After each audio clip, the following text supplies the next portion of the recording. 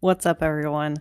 So, first off, I want to thank one of my longtime listeners, Darren. He gave me the suggestion of, in February, addressing some topics which don't really get a lot of light on podcasts or on blogs or any seminars about the less savory topics, let's say, of real estate. So, we're going to make February not so sexy February, and we're going to talk about topics that, again, don't really get a lot of attention, but yet they're either really important or they're ones that if you come across, it can be really frightening or scary or just a really unsure time if you come across them. So I think February is going to be a pretty cool month for us this time around. And we're going to get started with an episode on a not so sexy topic of what the heck do you do when you got cockroaches in your multifamily? I've been down this road before, unfortunately, more times than I like to admit. So believe me, I can guide you through this and give you some real tips on how to handle this.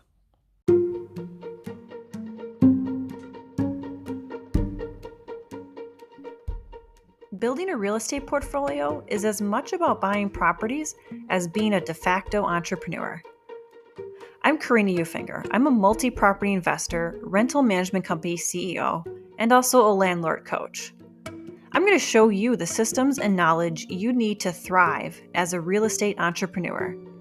From your first property purchase to building a portfolio of passive income where you work less than 5 hours a week, you'll learn the essential information and skills to build a profitable portfolio and live the life you truly want. Whether you're well on your journey or just starting out, you're in the right place. Welcome to the Landlord Chick Podcast.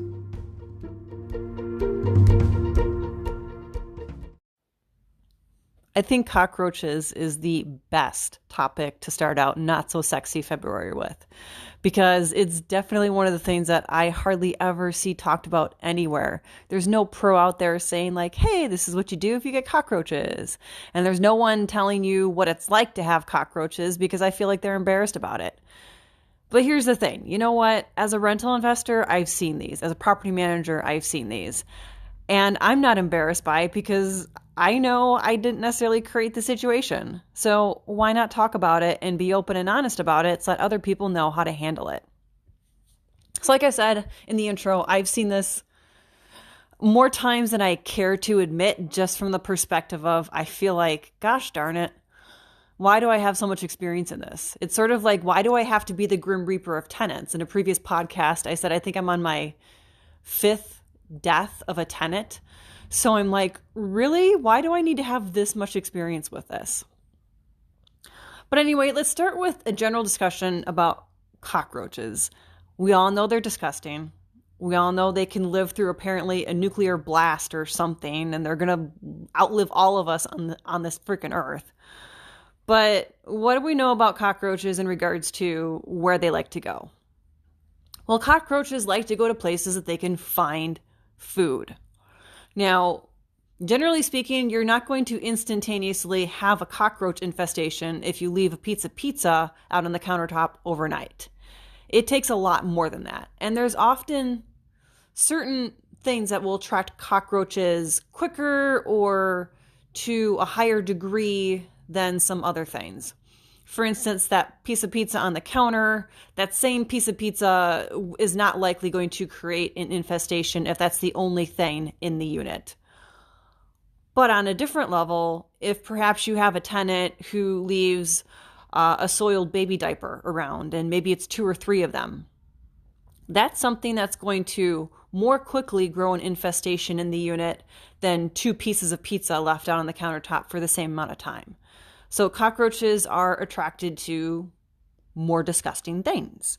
Again, they're disgusting, so why wouldn't they be more attracted to the really, really disgusting things in life? Now, the other thing to understand about cockroaches is that they will always stay wherever they get fed. They're not going to migrate looking for more food, unless, of course, they run out of food in their original source. So if we're looking at this from a multifamily perspective, cockroaches, they're going to start in one unit, they're going to live in that one unit. And generally speaking, they're not going to instantly start searching the other units for food, Because when it comes down to it, cockroaches are kind of lazy in a way. They're kind of the sloths of bugs, because if they have food where they are, shit, why are they going to go out looking for it when they can just snack on this pizza over here and then snack on the grease that's left on the countertop over here and the chocolate bar that's in the living room? And, they even feed off of, like I said, feces. So whether it be dog feces, cat feces, or human feces, a diaper situation, they really won't start moving to locate more food until either they get really desperate in their source, or the population gets so big in that unit that there's not enough food to feed them all. That's when they will start to go searching. But it's not like they magically go searching for greener pastures and like they get a craving for a taco and they go search for a taco. They're going to stay where they are unless either they grow too big in population or that tenant cleans up their act and suddenly they have to go somewhere else.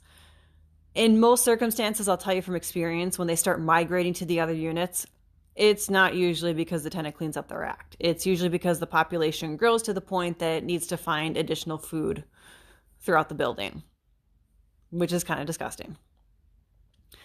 Now, here are some real true facts about cockroaches that I got from an exterminator. An individual larva egg that is shed by a cockroach and maybe doesn't hatch, that has the ability to feed 25 cockroaches for about 5 days. And this larva sac is not that big, by the way. But this whole idea is disgusting. Then, if you have one dead carcass, that one dead carcass of a cockroach can actually feed up to 15 cockroaches for a week. So as cockroaches die off and their bodies are laying there in the unit and they aren't cleaned up, the new cockroaches and the ones that still exist, they can come over and feast off of that carcass in this sort of cannibalism situation for cockroaches and survive that way. These are really, really disgusting facts. And believe me, I wish I didn't know these things because it's just disturbing. But this is the reality of cockroach infestations and why they can kind of be hard to get under control, because they will migrate once their food source runs out or the population gets too big for its source apartment. They can feed off of carcasses and cannibalism, and they can feed off of larva sacs as well that have died and shed. So for this reason, it's really important that when you have a cockroach infestation of any amount, that you hire an exterminator. This is one of the few sort of insect situations that I do not recommend you don't address yourself, that from the get-go, you hire a professional. Because if you're going in there and maybe you're giving the tenant a bottle of, Raid spray or something, you're killing those ones that are alive, but you're maybe not killing them that are behind the cabinets. You're not setting baits for them. You're not setting traps for them. You're really just spraying what you see. And it's hard to get a problem like cockroaches under control when you're just spraying what you see. So I fully recommend that you hire an exterminator when you have cockroaches in a building. Now with multifamilies, as we said, they will eventually migrate. When they start to migrate, even if a tenant is really, really clean, so let's say you have a triplex, and let's say unit A is like ground zero, that's where the infestation started. Once the population's grown to be too big, or for whatever reason, unit A maybe cleans up their act, their mother-in-law comes to visit and they clean up everything, it's magical for like 4 days. Those cockroaches, they're going to go to another unit, let's say unit B. Now, unit B is a very clean tenant. But of course, cockroaches will take any food that they can get. So perhaps there's a ring of a Coca-Cola stain on a DVD case on a countertop. Or maybe there is that slice of pizza that's in the living room from last night's movie night. They'll start to feast on that in that other unit, and then they'll basically start to make their home in that unit and find just even small crumbs of food in order to survive. So then suddenly you begin to have an infestation in the second unit. Now, normally that's if they're lived in, meaning that if you have a vacancy and it's fully clean top to bottom, you might see traction or just, little evidences of them maybe having searched for food, but they were in a desert, so they starved to death. But generally speaking, if it's a vacancy, they're not really going to be able to survive in there if you have it fully cleaned. But if it's occupied, these guys are conniving little buggers, and they're going to find that little shrivelet of food anyway. So that's another reason why it's so important, in a multifamily especially, that you use an exterminator to address this situation. Now, the other reason it's really important to use an exterminator is because you could have an infestation maybe previously. Maybe it was a property you purchased and you don't know it, but at some point there was a previous infestation. And the cockroaches haven't been extremely active, but then something changes, maybe tenants change in one of the units, and then suddenly they've got a lot more food in this unit than they've previously had, and it becomes very visible that you have a cockroach situation. In those instances, that's another reason why it's really important to use an exterminator, because otherwise you could have a situation where a brand new tenant will suddenly have cockroaches in their place. Maybe they're really clean. Again, they're generally clean, but that one piece of pizza in a unit that already has at least cockroaches living in it, or a building with cockroaches living in it, they're going to find that.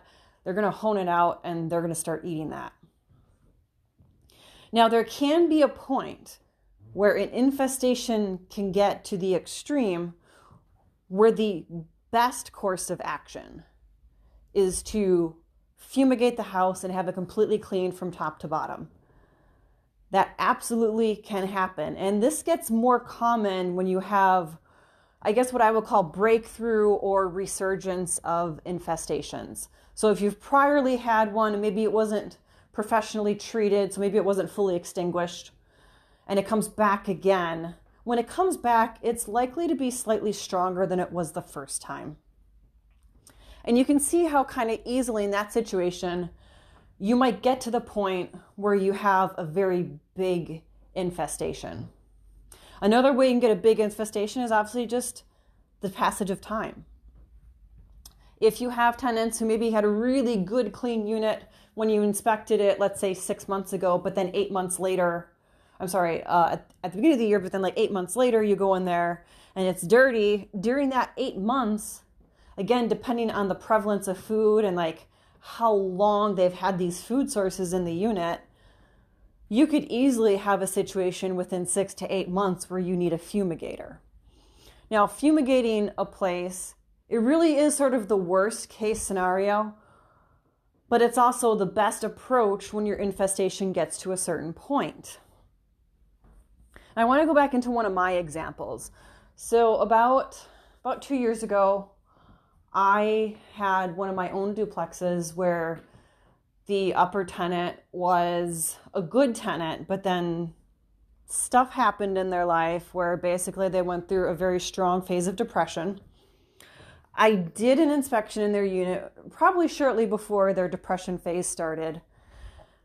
And then I returned about 8 or 10 months later. The unit was nowhere near what it was like before. It was the worst I'd ever seen it. This person had been renting from me at that point for 2 years already. They were always a really good, really clean tenant, but then this bout of depression happened and I couldn't believe what I walked into. And then when I got downstairs and I was talking to the lower tenant, they informed me that they were pretty sure they had seen cockroaches, but they weren't entirely sure because they'd never seen a cockroach before. And I was like, oh boy. So I went back to the upstairs tenant and I talked to them. I said, hey, have you seen any bugs around? And they really didn't want to admit it. And then I started kind of looking around, and then I'm not a bug expert, but I'm pretty sure I saw some like dead larva sacs. And then as I was walking through the rest of the place again, I was paying slightly more attention in the corners and crevices. That's when I started to notice that there were carcasses. And with the number of carcasses that I saw there and everything that I knew I was seeing, I'm like, okay, I've got to get an exterminator out there to evaluate it. So the exterminator came out the next day. I walked with him through the upper and the lower unit.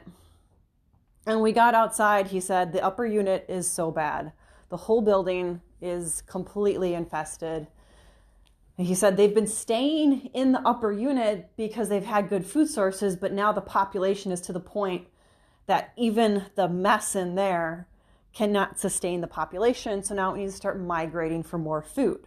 He said the only way to address this is to fumigate the building and honestly probably have it entirely vacant. And I know that's a horrible situation because it involves getting rid of basically 2 tenants, having them move out everything and start from scratch. Now, in most cases, the lower tenant, depending on how you kind of interact with them, you could enter into a situation where they're likely to come back, maybe re-rent after it gets fumigated. But the best case scenario for a situation where you have a massive infestation like that, where you've just got them in the basement in both units and you've got like thousands of cockroaches that are alive and thousands of cockroaches that are dead that haven't been disposed of, your best option is going to be a fumigation. And after that fumigation, you're going to hire a cleaning crew and they're going to clean everything top to bottom and clean it up all good, even before you do any repairs or renovations for re-renting the unit.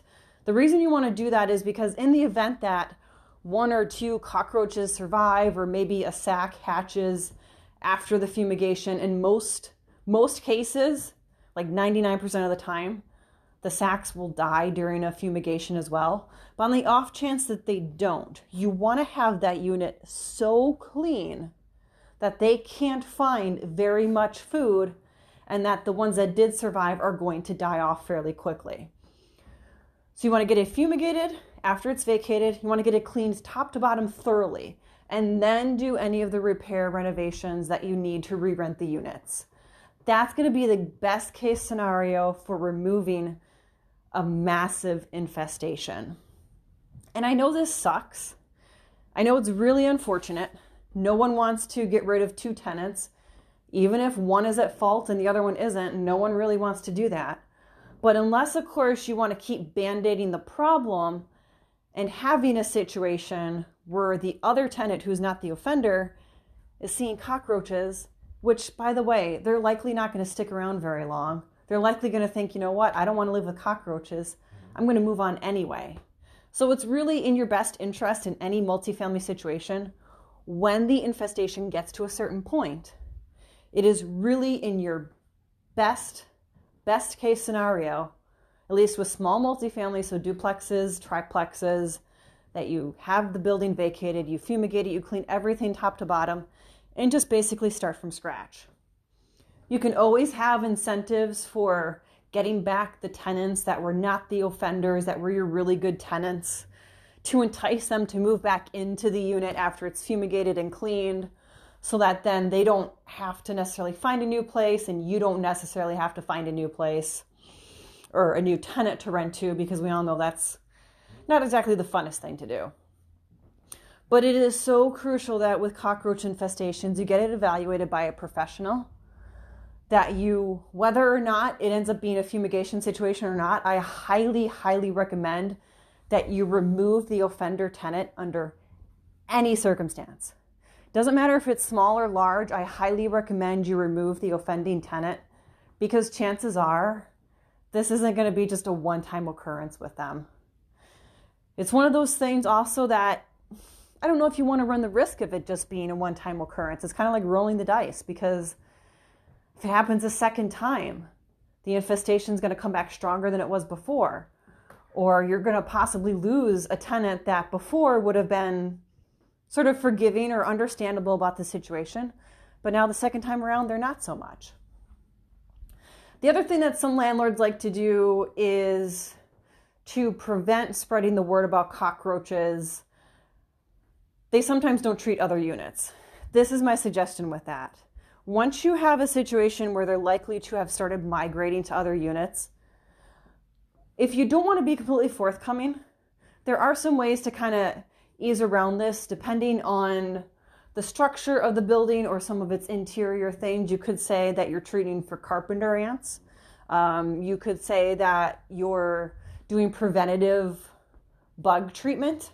There's some other things that you can say just so that you're not raising an alarm that, ew, it is cockroaches, because if they haven't seen them yet, if you say you're going to come in and treat for cockroaches, they're going to be like, whoa, wait, what? There's cockroaches here? That's disgusting. I want to move.